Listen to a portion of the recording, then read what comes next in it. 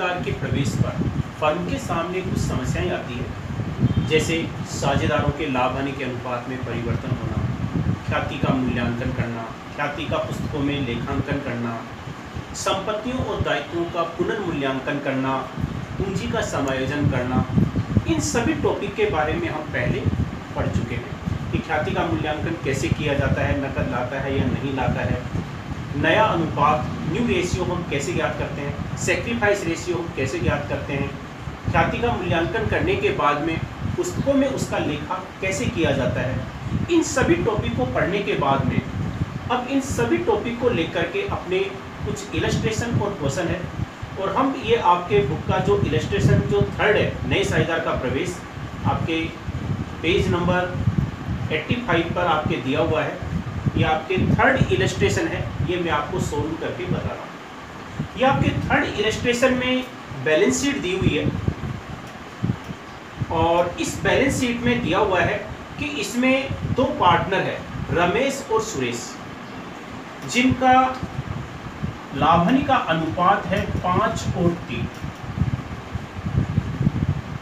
इसके बाद में प्रश्न में सूचना दी हुई है, इन्होंने एक नए पार्टनर को शामिल किया। उस नए पार्टनर का नाम मुनेश है, और मुनेश के आने के बाद में इन साझेदारों के मध्य समझौता हुआ। उस समझौते में क्या शर्तें तय हुई वो मैं आपको बताता हूँ। इसमें दे रखा है कि नया लाभ हानि का अनुपात 3-3-2 होगा। नया लाभ हानि का अनुपात 3-3-2 होगा। पहले इनका लाभ हानि का अनुपात कितना था? 5 और 3। और नया साझेदार तीसरा पार्टनर जो मुनेश आ रहा है, मुनेश के आने के बाद उनका लाभ हानि का अनुपात 3-3-2 होगा। सबसे पहले तो ये शर्त है। इसके बाद में दिया हुआ है कि मुनेश के ऋण को उसकी पूंजी माना जाएगा। देखो आपके बैलेंस शीट में दिया हुआ है मुनेश लोन। मुनेश लोन है 30,000। अब समझौता ये हुआ कि इसके लोन को ही उसकी कैपिटल मान ली जाएगी, पूंजी मान लिया जाएगा, यानी कि अलग से इसको पूंजी के रूप में पैसा लाने की जरूरत नहीं है। इसलिए हम क्या करेंगे, इस लोन को उसके कैपिटल अकाउंट में ट्रांसफर कर देंगे। जब पार्टनर्स कैपिटल अकाउंट बनाया जाएगा तो इस लोन का जो बैलेंस है, इस बैलेंस को भी हम पार्टनर्स कैपिटल अकाउंट में ट्रांसफर कर देंगे। इसके बाद में दे रखा है कि फर्म की ख्याति का मूल्यांकन 24,000 रुपये किया गया। नए साझेदार के प्रवेश करने के लिए जो तीसरा पार्टनर जो मुनेश है, उस दिन ख्याति का मूल्यांकन 24,000 रुपये किया गया। और इसमें दे रखा है मुनेश अपना हिस्सा नकद लाता है। फर्म की टोटल गुडविल है 24,000, और मुनेश अपना जो शेयर है वो कैश में लेकर आएगा। तो मुनेश का शेयर कितना है? देखो, रमेश का है 3, सुरेश का है 3, और मुनेश का हो गया 2। तो यानी कि इसका मुनेश का जो शेयर है वो हो गया 2/8। तो 24,000 में अपना जो शेयर है वो कितना लेकर आएगा? 2/8। इसके अनुसार ख्याति में इसका जो शेयर है वो कितना होगा? 6,000 रुपये। तो मुनेश जो है थर्ड पार्टनर, वो अपना ख्याति में जो शेयर लेकर आएगा 6,000 रुपये लेकर आएगा, कैश लेकर आएगा। और ये जो कैश लेकर आएगा ख्याति के, इसको पुराने साझेदार सेक्रीफाइस रेशियो में बांटेंगे। सेक्रीफाइस रेशियो हम कैसे निकालते हैं? पुराने अनुपात में से नया अनुपात घटा दिया जाता है। Old ratio minus new ratio, तो आपके आ जाता है सेक्रीफाइस रेशियो। जिसने सेक्रीफाइस किया है केवल उसी के खाते में इस गुडविल को दिखाया जाएगा। जिसने सेक्रीफाइस नहीं किया है उसके खाते में इस राशि को नहीं दिखाया जाएगा। तो अगर हम सेक्रीफाइस रेशियो हम पहले निकाल लेते हैं। देखो, इनका पुराना अनुपात था 5 और 3, तो रमेश का पुराना था 5/8, और सुरेश का जो नया है वो है 3/8, और पहले का भी कितना था? 3/8, और जो न्यू रेशियो है उसके अनुसार भी सुरेश का कितना आ रहा है? 3/8। यानी कि इसके लाभ हानि के अनुपात में कोई परिवर्तन नहीं हुआ है। जितना शेयर हिस्सा इसको पहले मिल रहा था, अब भी उसको उतना ही मिल रहा है। इसका मतलब है संपूर्ण जो त्याग है वो किसके द्वारा किया गया है? रमेश के द्वारा। संपूर्ण त्याग इसमें रमेश के द्वारा किया गया है, इसलिए ख्याति में जो हिस्सा है वो केवल रमेश का ही होगा। इसलिए ये जो मुनेश जो ख्याति का पैसा कैश में लेकर आ रहा है, ख्याति में पैसा कितना कैश में लेकर आ रहा है? 6,000 रुपये। इस 6000 पर पूरा अधिकार किसका होगा? रमेश का होगा। इसलिए पार्टनर्स कैपिटल अकाउंट में जब गुडविल की राशि दिखाई जाएगी, ये 6000 रुपए केवल रमेश के खाते में दिखाई जाएगी। तो हमने पहले सैक्रिफाइस रेशियो निकाल लिया, सैक्रिफाइस केवल रमेश ने किया है, इसलिए रमेश के खाते में दिखाया जाएगा। तो इसमें ख्याति में जो ख्याति है मुनेश के द्वारा लाई गई है 6000 रुपये, उस पर पूरा अधिकार रमेश का होगा। 6000 रुपये केवल रमेश के खाते में दिखाया जाएगा, क्योंकि सैक्रिफाइस केवल रमेश के द्वारा किया गया है। अब आगे की जो शर्तें हैं, आगे की शर्तें हैं कि रमेश और सुरेश ने विनियोग अपने लाभ हानि अनुपात में ले लिए। इन्वेस्टमेंट देखो, इसमें नए साझेदार के आने से पहले की जो बैलेंस शीट है उसमें इन्वेस्टमेंट का जो मूल्य है वो 8000 रुपये दिया हुआ है, और क्वेश्चन में सूचना दी हुई है कि इन्वेस्टमेंट को रमेश और सुरेश के द्वारा लिया जाएगा। संपत्ति है, एसेट्स है, और एसेट्स को अगर साझेदारों के द्वारा लिया जाता है तो उसको पार्टनर्स कैपिटल अकाउंट के डीआर साइड में दिखाया जाएगा। इसको हम कहाँ दिखाएंगे? पार्टनर्स कैपिटल अकाउंट के डीआर साइड में। किस अनुपात में? पुराने अनुपात में। इनका ओल्ड रेशियो है 5 और 3, तो इसलिए इस 8000 रुपये को ये 5 और 3 के अनुपात में डिवाइड करके पार्टनर्स कैपिटल अकाउंट के डीआर साइड में दिखाएंगे। चूंकि इन्वेस्टमेंट जब ये साझेदार ले लेंगे तो नई बैलेंस शीट में इस इन्वेस्टमेंट को नहीं दिखाया जाएगा। इसके बाद में है रहतिये का मूल्य 50,000 रुपये तक कम कर दिया जाए, तक कम कर दिया जाए, यानी कि 50,000 रुपये तक रखा जाए। अब स्टॉक का मूल्य 50,000 रहेगा, और पहले स्टॉक का मूल्य कितना था? 56,000। नए साझेदार के आने से पहले स्टॉक का मूल्य 56,000 था, और अब स्टॉक का मूल्य 50,000 रहेगा, यानी कि इसमें भी कमी हो गई। कितनी कमी हो गई? 6,000, जो कि संपत्ति है, और संपत्ति के मूल्य में कमी होती है तो इसको हम कहाँ दिखाएंगे? रिवैल्यूएशन अकाउंट के डीआर साइड। रिवैल्यूएशन अकाउंट के डीआर साइड में 6,000 रुपये, जितनी कमियां वृद्धि होती है कि उस राशि को दिखाया जाता है, इसलिए 6,000 रुपये ही हम दिखाएंगे रिवैल्यूएशन अकाउंट के डीआर साइड। इसके बाद में है संदिग्ध ऋणों का प्रावधान देनदारों पर 5% की दर से किया जाए। डूबत ऋण के लिए आयोजन, बैड डेब्ट्स का प्रोविजन। देखो, बैड डेब्ट्स का जो प्रोविजन होता है, जिसको हम बोलते हैं प्रोविजन फॉर बैड डेब्ट्स, ये हमेशा लायबिलिटीज मानी जाती है। प्रोविजन फॉर बैड डेब्ट्स है वो लायबिलिटीज मानी जाती है। इसको हम 2 तरीके से दिखाते हैं, या तो बैलेंस शीट में डेटर्स में से लेस करके दिखाते हैं, और लेस करके अगर नहीं दिखाते हैं तो इसको बैलेंस शीट के लायबिलिटी साइड में दिखाते हैं। चाहे कहीं पर भी दिखाई जाए, लेस करके दिखाई जाए, चाहे लायबिलिटी साइड में दिखाई जाए, ये लायबिलिटीज ही मानी जाती है। तो लायबिलिटीज है, और इसमें हमने पहले बैड डेब्ट्स का जो प्रोविजन है वो कितना मान रखा था? 1600 रुपये, यानी कि हमने अनुमान लगा रखा था कि देनदारों में जो कमी हो सकती है, पैसा डूबने की संभावना है, वो 1600 रुपये। लेकिन अब इसमें क्या दे रखा है कि अब देनदारों पर जो डूबत ऋण आयोजन है वो 5% रखा जाएगा। तो 5% किसका निकाला जाएगा? 40,000 का मूल राशि, यानी कि प्रोविजन घटाने से पहले जो देनदारों की राशि है उस पर बैड डेब्ट्स का प्रोविजन निकाला जाता है। हमेशा ध्यान रखना, बैड डेब्ट्स का प्रोविजन घटाने से पहले के हमारे जो डेटर्स है उसी पर निकाला जाता है, और प्रोविजन घटाने से पहले हमारे डेटर्स है 40,000, और 40,000 का 5% होता है 2,000 रुपये। तो बैड डेब्ट्स का जो प्रोविजन है अब 2,000 रुपये रहेगा, जबकि पहले कितना था? 1600 रुपये। मैंने अभी पहले बताया था कि प्रोविजन फॉर बैड डेब्ट्स को हम लायबिलिटीज मानते हैं, और लायबिलिटीज में इसमें वृद्धि हो रही है, और लायबिलिटीज में वृद्धि हो रही है तो रिवैल्यूएशन अकाउंट में इसको कहाँ दिखाएंगे? DR side. कितनी वृद्धि हो रही है? 400 रुपये, क्योंकि पहले 1600 रुपये थे, पहले हमने 1600 रुपये मान रखे थे, और अब बैड डेब्ट्स का प्रोविजन 2000 है, 400 रुपये की वृद्धि हो गई है, तो रिवैल्यूएशन अकाउंट में 400 रुपये दिखाए जाएंगे। ठीक है। इसके बाद में आगे है सुरेश 10,000 रुपये नकद लाएगा। सुरेश पैसा और लेकर आ रहा है, पुराना साझेदार है, इसको हम पार्टनर्स कैपिटल अकाउंट में दिखाएंगे सीआर साइड में, फिर इसको कैश में ऐड करके दिखा देंगे। अर्जित आय, एक्रूड इनकम 800 रुपये।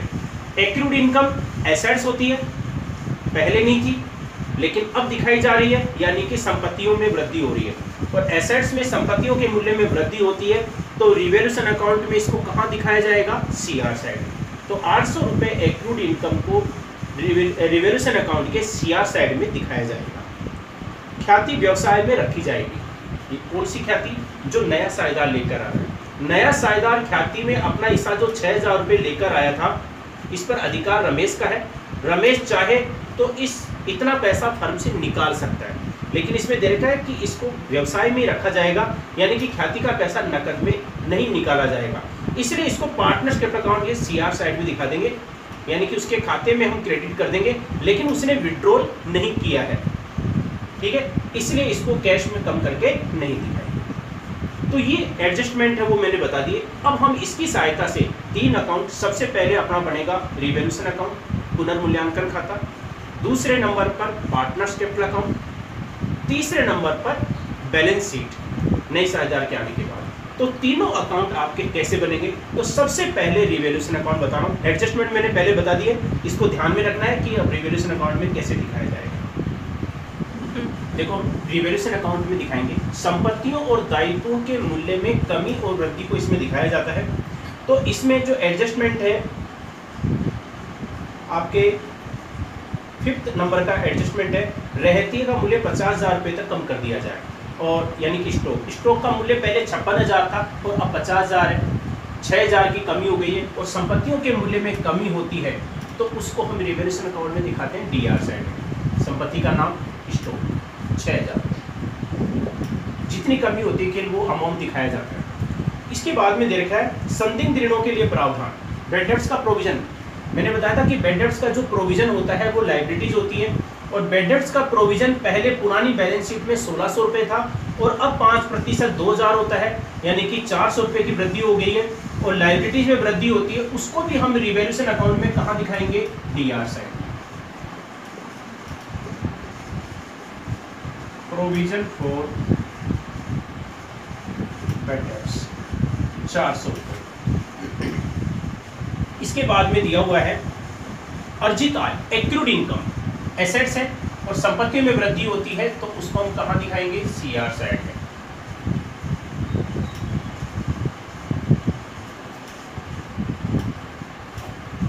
बस आपके रिवैल्यूएशन अकाउंट में 3 वृद्धि दिखाई जाएगी। तो अब इसमें देखो आपके डीआर साइड का टोटल ज्यादा आ रहा है, डीआर साइड का टोटल आ रहा है 6,400, जबकि सीआर साइड में केवल आ रहा है 800 रुपये। डीआर साइड का ज्यादा है तो रिवैल्यूएशन पर इसमें लॉस हो रहा है, लॉस या प्रॉफिट जो भी होता है इसको केवल पुराने साझेदार बांटते हैं, और पुराने साझेदारों का जो अनुपात है वो था इसमें 5 और 3। तो इस लॉस को रमेश और सुरेश दोनों बांटेंगे पुराने अनुपात में। तो इसमें आपके डिफेंस की जो राशि है 6,400 में से 800 रुपये घटा दिए आएंगे, आपकी राशि आ रही है 5,600। इस 5,600 रुपये की राशि को हम 5 और 3 के अनुपात में डिवाइड करेंगे। 5/8 रमेश का हिस्सा, इसका 3,500 रुपये आ रहा है, और दूसरे का 3/8 आएगा आपके 2,100 रुपये। इस प्रकार से 5,600। ये तो आपके रिवैल्यूएशन अकाउंट हो गया। ये जो लॉस हुआ है, रिवैल्यूएशन का लॉस होता है, इसको हम पार्टनर्स कैपिटल अकाउंट में कहाँ दिखाएंगे? डीआर साइड में। अगर प्रॉफिट होता तो इधर बांटा जाता, उसको हम पार्टनर्स कैपिटल अकाउंट में कहाँ दिखाते? CR side. ये तो हो गया आपके रिवैल्यूएशन अकाउंट। अब हम बनाएंगे पार्टनर्स कैपिटल अकाउंट। देखो इसमें रिवैल्यूएशन अकाउंट हमने बना लिया, दूसरे नंबर पर हम बनाएंगे पार्टनर्स कैपिटल अकाउंट, साझेदारों के व्यक्तिगत खाते, पर्सनल अकाउंट। इसमें सबसे पहले इनकी पूंजी का प्रारंभिक शेष, इनकी कैपिटल का जो ओपनिंग बैलेंस है वो दिखाया जाएगा बाई बैलेंस बीडी के नाम से। तो रमेश और सुरेश की जो कैपिटल है वो थी 50,000 और सुरेश की कैपिटल थी 40,000। सबसे पहले ये दिखा था। इसके बाद में क्वेश्चन में जो सूचना दे रखी थी कि मुनेश के लोन को ही उसकी पूंजी माना जाएगा, तो जो लोन अकाउंट का जो बैलेंस है वो कैपिटल अकाउंट में ट्रांसफर कर देंगे। तो मुनेश लोन 30,000, मुनेश का जो लोन है वो 30,000 रुपये था, वो 30,000 रुपये को हमने कैपिटल अकाउंट में ट्रांसफर कर दिया, इसमें दिखा दिया। इसके बाद में हमने इससे पहले रिवैल्यूएशन अकाउंट बनाया था। रिवैल्यूएशन में हमारे को लॉस हुआ था, लॉस को हम पार्टनर्स कैपिटल अकाउंट में कहाँ दिखाएंगे? DR side. रिवैल्यूएशन लॉस, इसमें रमेश का शेयर है वो 3,500 रुपये था और सुरेश का 2,100 रुपये, क्योंकि पुरानी साझेदारी बांटते हैं इसको, ये हमने दिखा दिया। इसके बाद में देखो आपकी जो पुरानी बैलेंस शीट है इसके लायबिलिटी साइड में दे रखा है जनरल लीजर। लायबिलिटी साइड में जनरल लीजर या P&L जो भी होता है वो लाभों का शेष होता है, उसको हमेशा पार्टनरशिप अकाउंट के CR साइड में दिखाया जाता है। तो इसमें जो जनरल लीजर है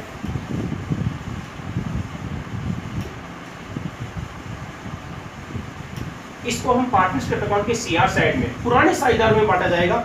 और जनरल लीजर इसमें 4000 था, 4000 को ये 5 और 3 के अनुपात में डिवाइड करें। तो 4000 को 5 और 3 यानी कि 5/8, 2500 रुपए इसका शेयर आ गया और 1500 रुपए इसका शेयर। ये जनरल रिजर्व हमने दिखा दिया। लायबिलिटी साइड में और ऐसी कोई मद नहीं है। इसके बाद में इसके एसेट्स पक्ष में दे रखा है P&L। एसेट्स पक्ष में जो P&L होता है वो हानि का शेष होता है, उसको हमेशा पार्टनरशिप अकाउंट के DR साइड में दिखाया जाता है। 16,000। देखो इसमें जो पुरानी बैलेंस शीट है उसमें P&L का बैलेंस दे रखा है 16,000 रुपये बैलेंस शीट के एसेट्स पक्ष में।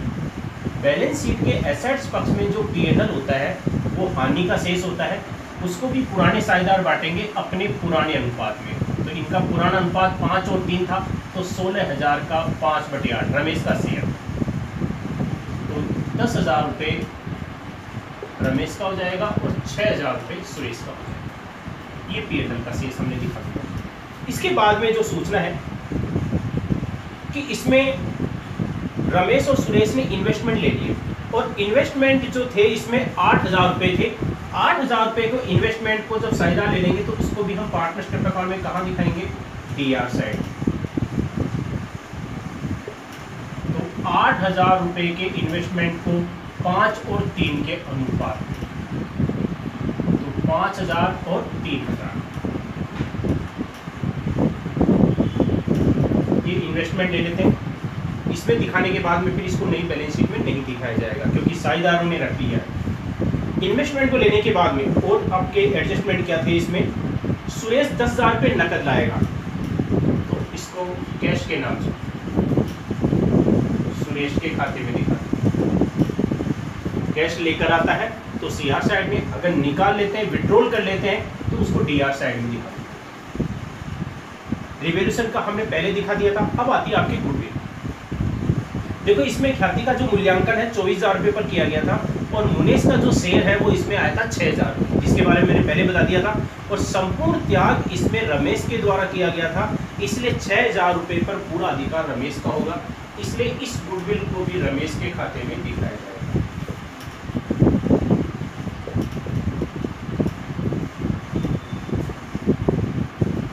गुडविल जो दिखाई जाती है वो हमेशा पार्टनरशिप अकाउंट के CR साइड में दिखाई जाती है। अगर ये गुडविल का पैसा निकाल लिया जाता है, विड्रॉल कर लिया जाता है, तो हम इसको DR साइड में दिखाते हैं। अब इसके अलावा और कुछ कोई एडजस्टमेंट नहीं, तो अब हम क्या करेंगे? इसका टोटल लगाएंगे। पहले एडजस्टमेंट आपके चेक कर लो कि कोई एडजस्टमेंट रह तो नहीं गया। सभी अगर दिखा दिया है तो फिर इसके बाद में टोटल लगा। अधिकतर CR साइड का टोटल ज़्यादा आता है, कभी DR का भी ज़्यादा आ सकता है, लेकिन इसमें CR साइड का टोटल ज़्यादा आ रहा है तो पहले CR साइड का टोटल लगाएंगे। तो इसमें रमेश का टोटल हमने लगाया 58,500 और इसका आ रहा है आपके 51,500 और मुनीस का आ रहा है 30,000।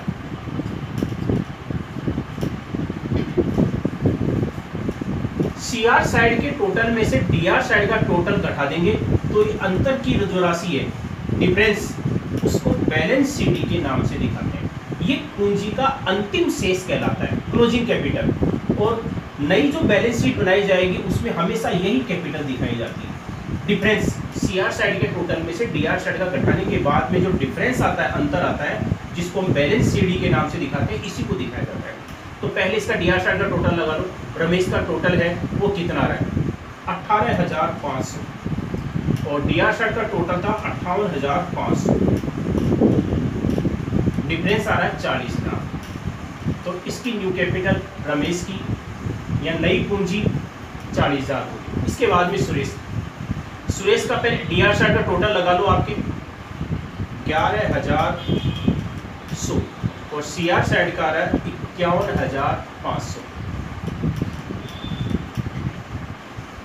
40,400 और मुनेस का CR साइड का 30,000 है, DR साइड में कुछ नहीं है तो वही बैलेंस आ जाएगा 30,000। टोटल आपके बराबर हो गया 58,500, 51,500 और 30,000। ये आपके पार्टनरशिप है। अब नई बैलेंस शीट जब बनाई जाएगी उसमें तीनों साझेदारों की ये कैपिटल दिखाई जाएगी लायबिलिटी साइड में 40,000, 40,400 और 30,000। देखो पार्टनरशिप अकाउंट बनाने के बाद में हम नई बैलेंस शीट बनाएंगे। नई बैलेंस शीट में पुरानी बैलेंस शीट को ध्यान में रखते हुए बनाई जाएगी। सबसे पहले बैलेंस शीट के एसेट्स बॉक्स में देखो कैश। पहले का कैश हमारे पास 8,000 था, 6,000 रुपये गुडविल के कैश लेकर आए, वो कैश में ऐड हो जाएगा। 10,000 रुपये सुरेश के द्वारा कैश लेकर आया गया, ये 10,000 रुपये ऐड कर देंगे। इस प्रकार से टोटल कैश हो गया 24,000। डेटर्स हमारे पहले 40,000 थे और अब डेटर्स का जो नया प्रोविजन है वो 2,000 है, तो नया प्रोविजन ही हमेशा लेस किया जाता है, तो नया प्रोविजन 2,000 है, 5% 40,000 का 2,000 लेस करके दिखा दिया 38,000। स्टॉक का पहले तो मूल्य 56,000 था लेकिन नया मूल्य कितना है 50,000। इसमें बैलेंस शीट में हमेशा संपत्ति और दायित्वों का नया मूल्य दिखाया जाता है, तो स्टॉक का नया मूल्य 50,000 है। इन्वेस्टमेंट को साझेदारों ने ले लिया था इसलिए इसको इसमें नहीं दिखाया जाएगा। P&L का जो बैलेंस था हानि का शेष वो भी साझेदारों के द्वारा बांट लिया गया था इसलिए उसको भी बैलेंस शीट में नहीं दिखाया जाएगा। प्लांट का जो मूल्य है पहले 25,600 था, इसमें कोई परिवर्तन नहीं हुआ है इसलिए इसको हम इसी मूल्य पर दिखा देंगे। एक नई संपत्ति आई थी एक्रूड इनकम, अर्जित आय 800 रुपये, इसको हम दिखा देंगे। ये तो हो गया आपके एसेट साइड। अब लायबिलिटी साइड में देखो, लायबिलिटी साइड में पहले हमारे क्रेडिटर्स 28,000 थे और इसमें क्रेडिटर्स में कोई परिवर्तन नहीं हुआ है इसलिए इसको इसी मूल्य पर दिखाया जाएगा। क्रेडिटर्स के बाद में जनरल लीजर को साझेदारों के द्वारा बांट लिया गया था इसलिए इसको भी हम बैलेंस शीट में नहीं दिखाएंगे। इसके बाद में जो लोन था वो हमने कैपिटल अकाउंट में ट्रांसफर कर दिया था इसलिए उसको भी नहीं दिखाएंगे। अब इसके बाद में आती है आपके कैपिटल तीनों की आ जाएगी इसमें, रमेश, सुरेश और मुनेश। तो हमने पार्टनरशिप अकाउंट से ज्ञात कर ली थी। रमेश की कैपिटल 40,000 थी, इसकी 40,400 रुपये आई थी और मुनेश की 30,000। ये आपकी नई बैलेंस शीट की मदें हैं। अब इसके अलावा इसमें और कोई परिवर्तन नहीं हुआ है तो अब टोटल लगा लेंगे। टोटल बैलेंस शीट का टोटल है वो बराबर आना चाहिए।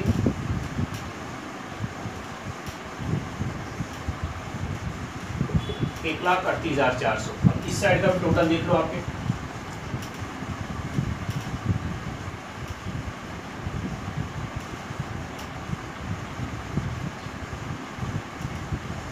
इसका टोटल भी आपके 1,38,400 आ रहा है। इस प्रकार से हमने ये तीनों अकाउंट बनाए।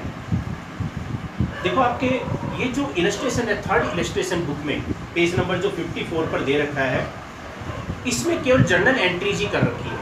मैंने इसको अकाउंट बना करके दिखाया क्योंकि आपको अकाउंट में ही दिखाना है।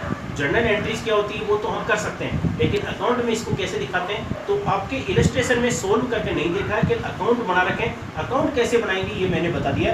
तो एक तो आपको इस इलस्ट्रेशन को सोल्व करके दोबारा से फिर से सोल्व करना है कि कैसे आया, और इसके बाद में इस थर्ड इलस्ट्रेशन के आगे आपके फोर्थ इलस्ट्रेशन है, सेम इसी पैटर्न का है लगभग, उसको आपको सोल्व करना है।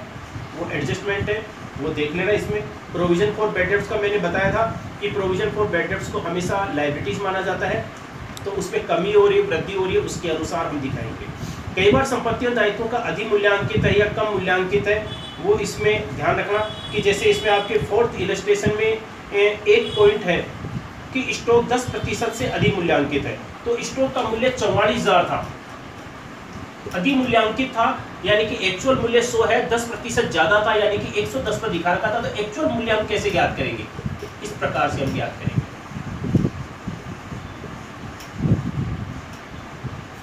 तो एक्चुअल मूल्य आ जाएगा 40,000 यानी कि 10% ज्यादा था, पुस्तकों में हमने 44,000 दिखा रखा था, एक्चुअल में इसका मूल्य कितना है 40,000। और अगर कम मूल्यांकित था तो 100 में से 10 लेस कर देते, 90 से डिवाइड कर देते। इस प्रकार से करना है। तो आपको थर्ड इलस्ट्रेशन सोल्व करना है और फोर्थ इलस्ट्रेशन है वो आपको सोल्व करना है।